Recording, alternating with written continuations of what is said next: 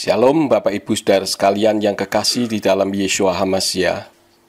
Saya membuat video ini karena ada satu video yang sekarang sedang viral, di mana video itu menyanggah tentang pengajaran yang saya sampaikan.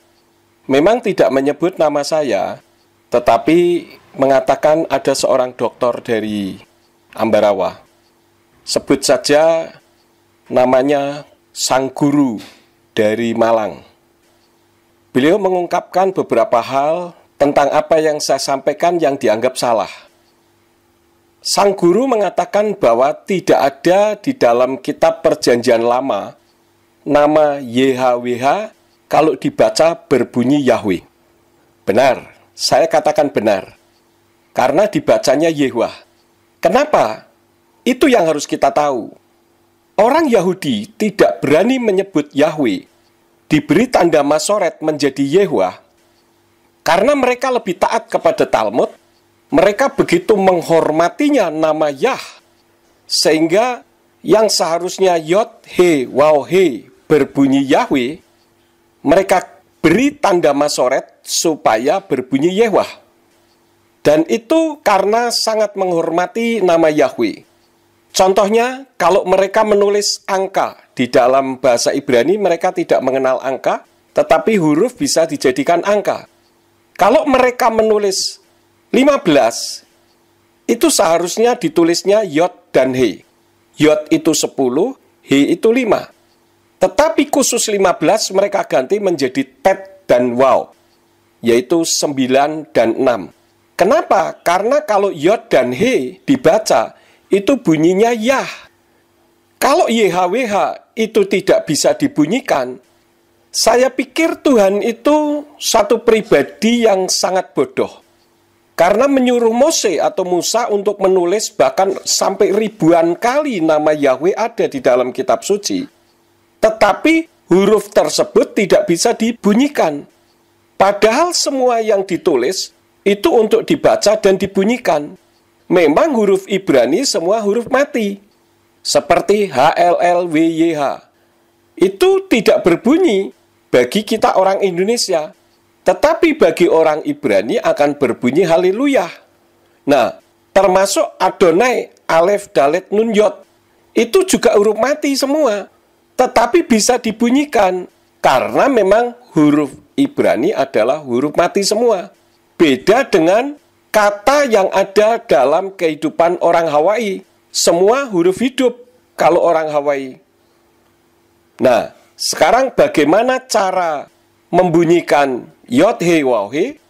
Bapak Ibu Saudara sekalian silahkan melihat video yang ini. Cara mudahnya, huruf Yod, He dibaca Yah. Contohnya, di dalam kitab Mazmur pasal 89 ayat yang ke-9 yang berbunyi Yahweh Elohei Zevaot mi kamoka chasin Yah wa emunatka sefifotecha.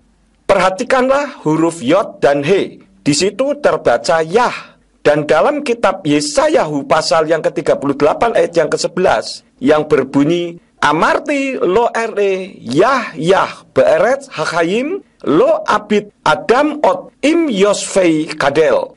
Perhatikan lagi huruf Yod dan He. Di situ terbaca Yah, bukan Yeh, bukan Yuh, bukan Yih, dan bukan Yoh. Huruf Waw He dibaca W. Dengan huruf He akhir tidak kedengaran. Contohnya dalam kitab Keluaran 34 ayat yang ke-14 yang berbunyi Kilo tistakawe le el akhir ki Yahweh kanasmo el kanahu. Perhatikan huruf Waw dan He. Di situ terbaca W dengan huruf H akhir tidak kedengaran. Jadi Yod, He, Waw, He itu jika dibaca bunyinya Yahweh dengan huruf He di belakang tidak kedengaran. Semua huruf Ibrani memang huruf mati. Seperti Shalom itu dari huruf Ibrani Sin, Lamed, Waw, Mem atau SLWM. Dan Haleluya itu dari huruf Ibrani He, Lamed, Lamed, Waw, Yod, He, HLLWYH. Kenapa bisa berbunyi? Haleluya sendiri artinya pujilah Yahweh. Jadi jika mengatakan YHWH tidak berbunyi, itu hanya alasan yang dibuat-buat saja.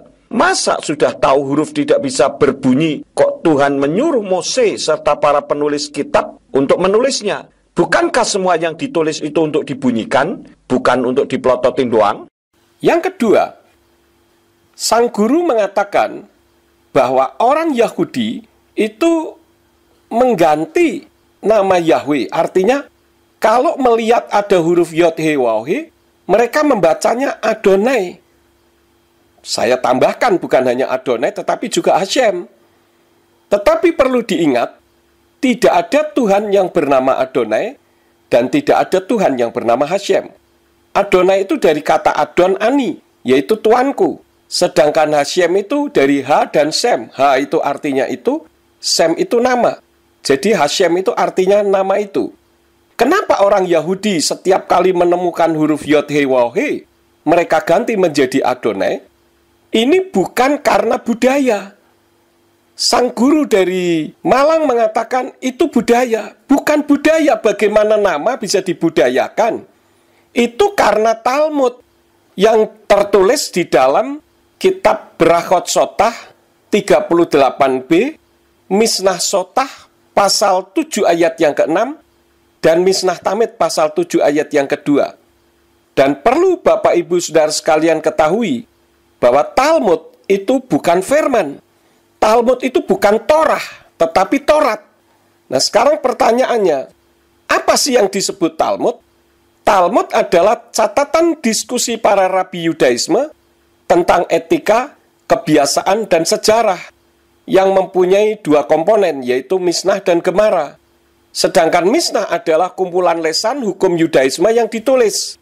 Adapun Gemara adalah diskusi Misnah dan tulisan yang terkait dengan Tanaim atau menguraikan Tanak. Ya, kalau di Indonesia kira-kira semacam juklak begitu. Jadi dalam hal ini mungkin sang guru dari Malang ini lupa. Kalau orang Yahudi mengganti nama Yahweh menjadi Adonai itu karena mereka lebih taat kepada Talmud daripada taat kepada firman. Di mana di dalam kitab suci, dalam 1 Tawarin 16 ayat yang ke-8, kemudian Mazmur 103 ayat yang ke-1, 105 ayat yang ke-1, di situ mengungkapkan nama Yahweh supaya disebut. Apa sih tujuannya? Supaya tidak dilupakan. Coba kita perhatikan sejarah. Kalau kita bicara sejarah, jangan sejarah setelah kitab suci. Sejarah yang tertua adalah kitab suci. Di situ dikatakan, di dalam realitas kehidupan, bahwa orang-orang Yahudi lebih taat kepada Talmud daripada taat kepada firman Tuhan. Nah, sekarang pertanyaannya, saudara lebih taat kepada siapa? Lebih taat kepada Talmud atau lebih taat kepada firman? Kalau saudara lebih taat kepada Talmud, karena orang Yahudi yang dijadikan contoh, saya minta supaya konsekuen. Artinya kan tidak menyebut Yahweh.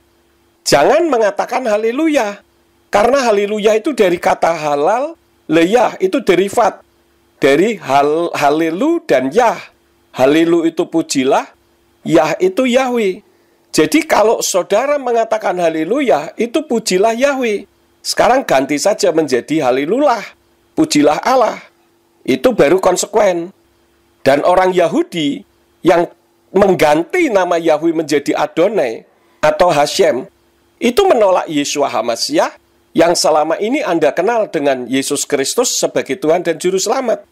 Kenapa Anda mengikuti contoh orang Yahudi, tetapi Anda sendiri tidak mengikuti 100% seperti yang orang Yahudi lakukan? Itu namanya tidak konsekuen. Itu hal yang kedua. Kemudian hal yang ketiga, sang guru dari Malang mengatakan bahwa penyebutan nama Yahweh ini menjadi sumber perpecahan. Saya ingatkan untuk sang guru, sebelum nama Yahweh muncul, bukankah sudah ada banyak nama merek-merek sinode di Indonesia? Apakah itu bukan hasil dari perpecahan? Jadi tolong jangan dijadikan kambing hitam lah. Bapak Yahweh itu adalah Tuhan yang bukan kambing hitam. Sebelum nama Yahweh muncul di Indonesia sudah banyak perpecahan gereja. Kemudian sang guru mengatakan tidak boleh menyebut Allah, pokoknya harus Yahweh. Itu artinya bahwa semua yang Allah harus Yahweh. Itu salah besar. Nama Yahweh itu oleh Yayasan Lembaga Alkitab Indonesia diterjemahkan menjadi 4. Yang pertama, Allah, A-L-L-A-H, huruf besar semua. Yang kedua, Allah hanya A-nya saja yang huruf besar. Yang ketiga, Tuhan, T-U-H-A-N, huruf besar semua. Dan Tuhan hanya T-nya saja yang huruf besar. Dan perlu kita ingat, kalau kita membaca kitab suci terjemahan dari Yayasan Lembaga Alkitab Indonesia, Allah huruf besar dengan Allah A-nya saja yang huruf besar, Tuhan huruf besar semua dengan Tuhan T-nya saja yang huruf besar, itu beda makna. Nah, saya akan sebutkan ayatnya saja karena kalau saya ucapkan ayatnya juga terlalu panjang. Nanti Bapak Ibu Saudara sekalian bisa buktikan apa yang saya sampaikan. Nama Yahweh diganti menjadi A-L-L-A-H, huruf besar semua. Bisa dilihat di dalam kitab Kejadian 15 ayat yang kedua.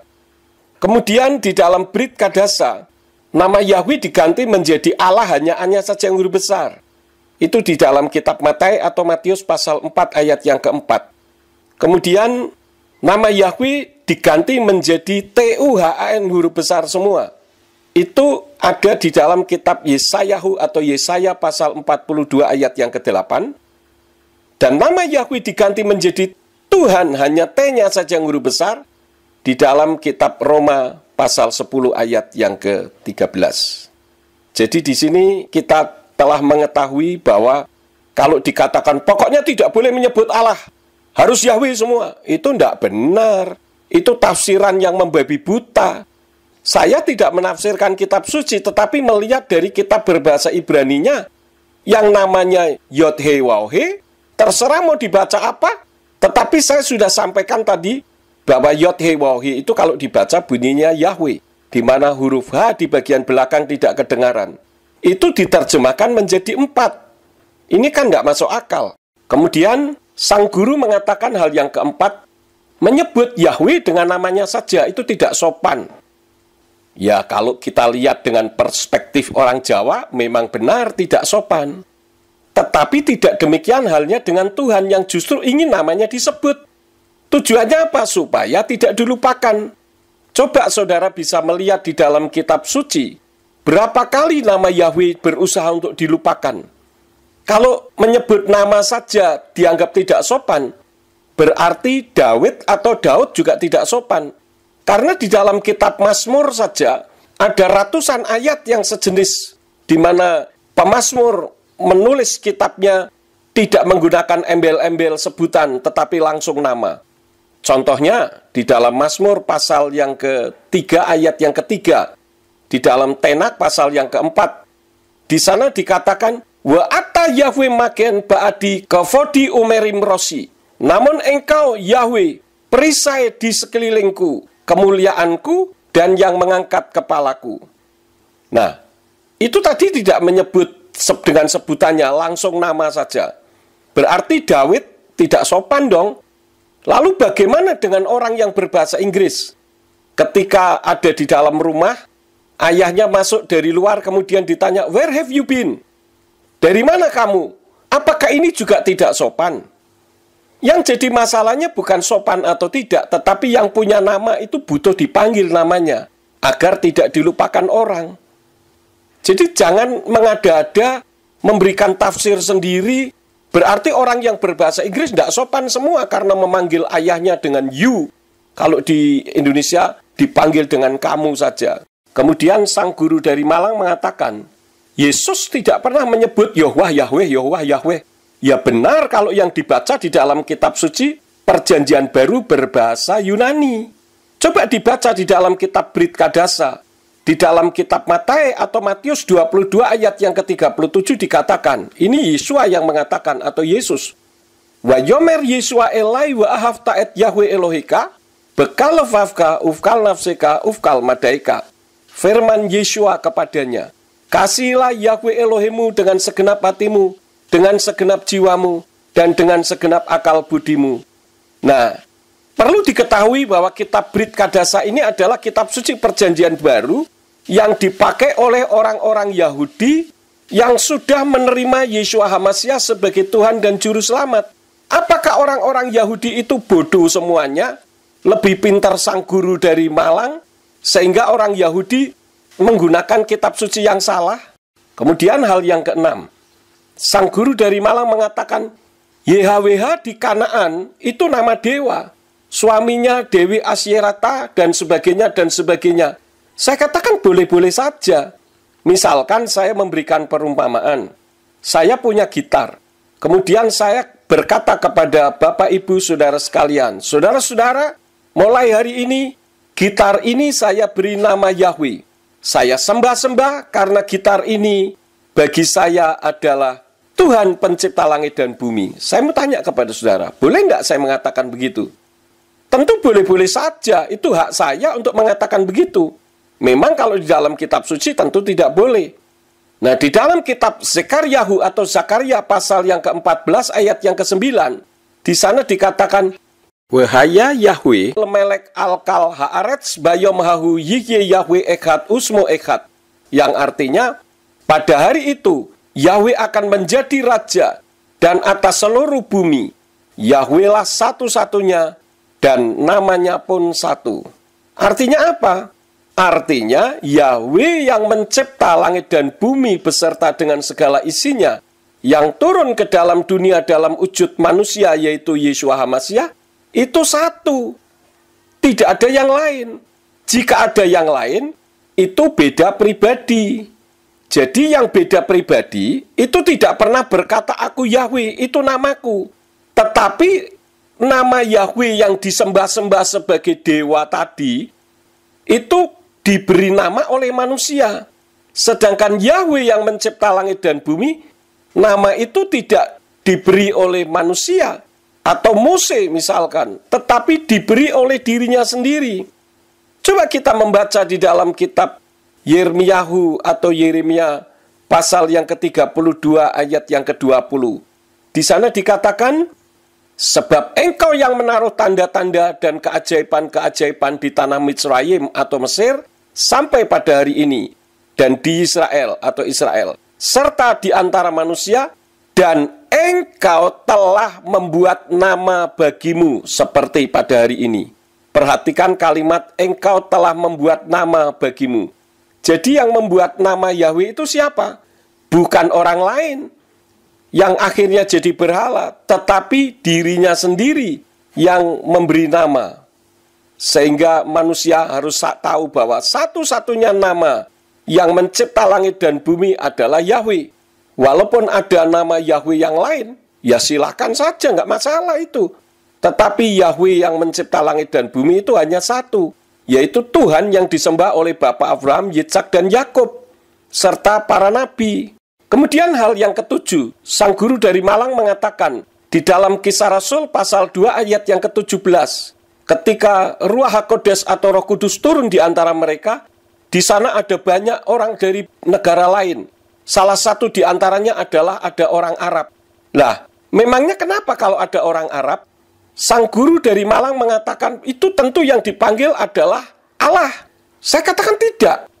Pertama, tidak ada bukti hal itu. Yang kedua, kenapa kitabnya Kristen Arab ada nama Yahweh?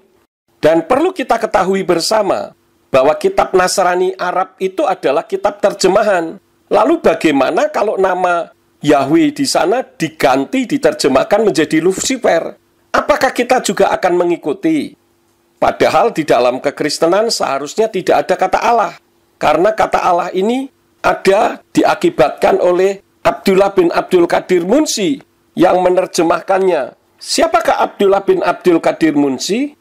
Dia adalah seorang peranakan Arab Tamil yang lahir di tahun 1796, wafat pada bulan Oktober tahun 1854, yang hidup di tengah budaya Melayu di Melaka.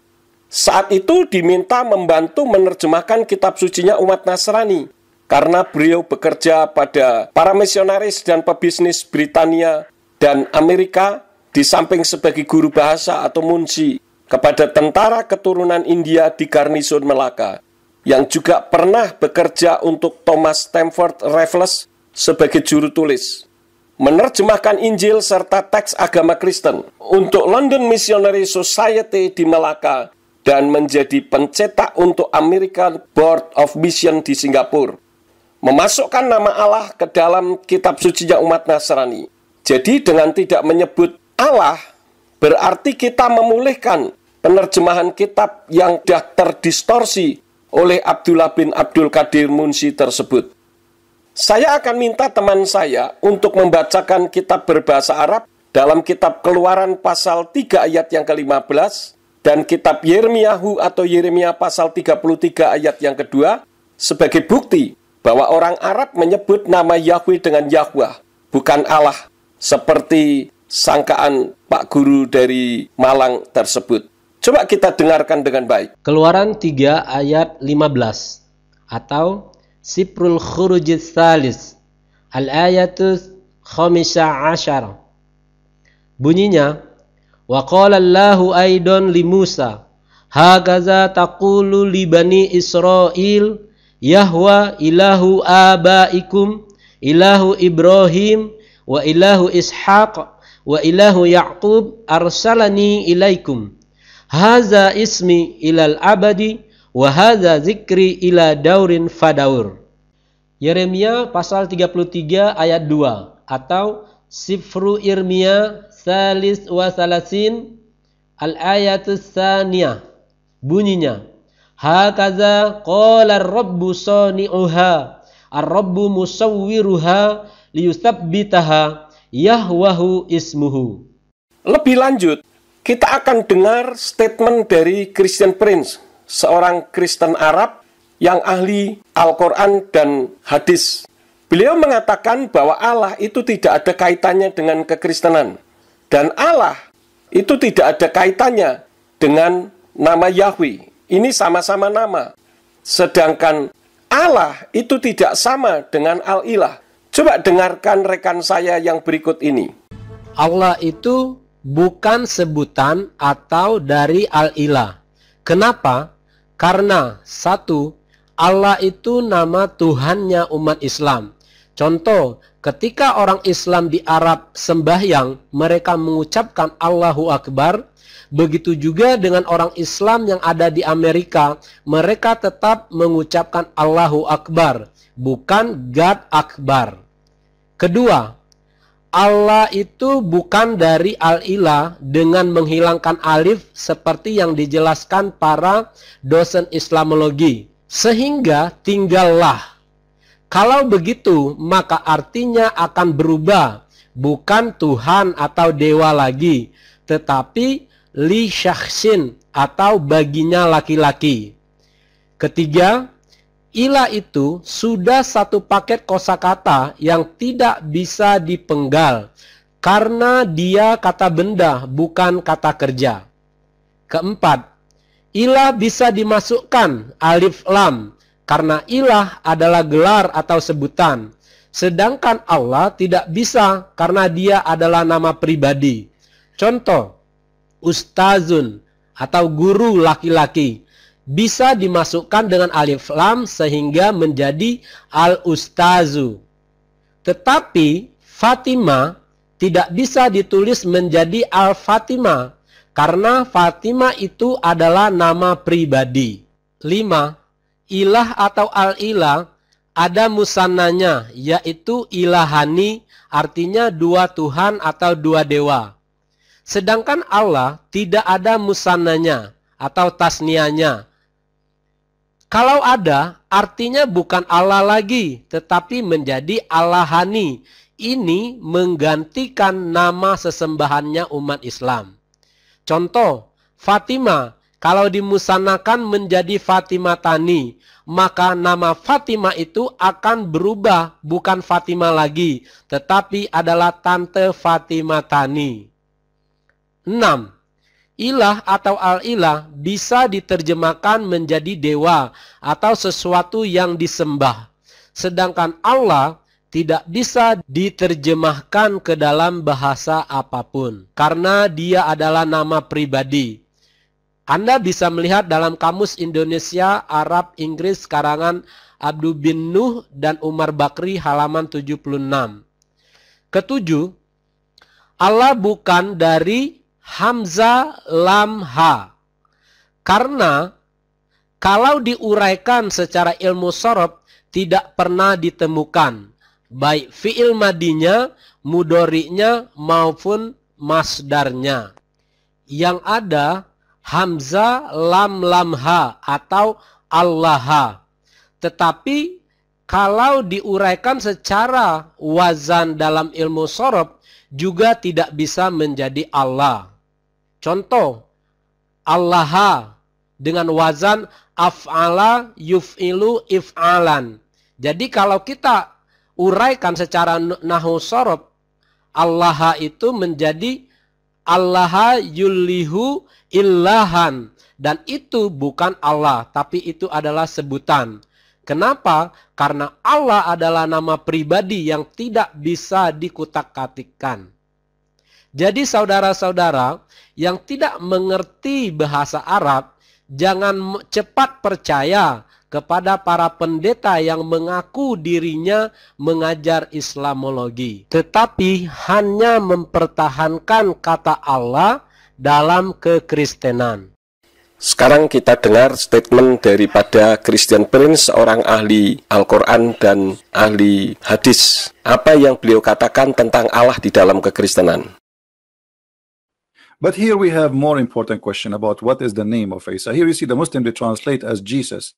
But the fact, the word Yeshua or Yeshua in Arabic and Yeshua in Hebrew, not mentioned once in the Quran. So this is a fabrication. Or let us say it's a fabricated translation. The same as some Christian who translated the Bible into Arabic and they used the word Allah in the translation. That is a fabrication too.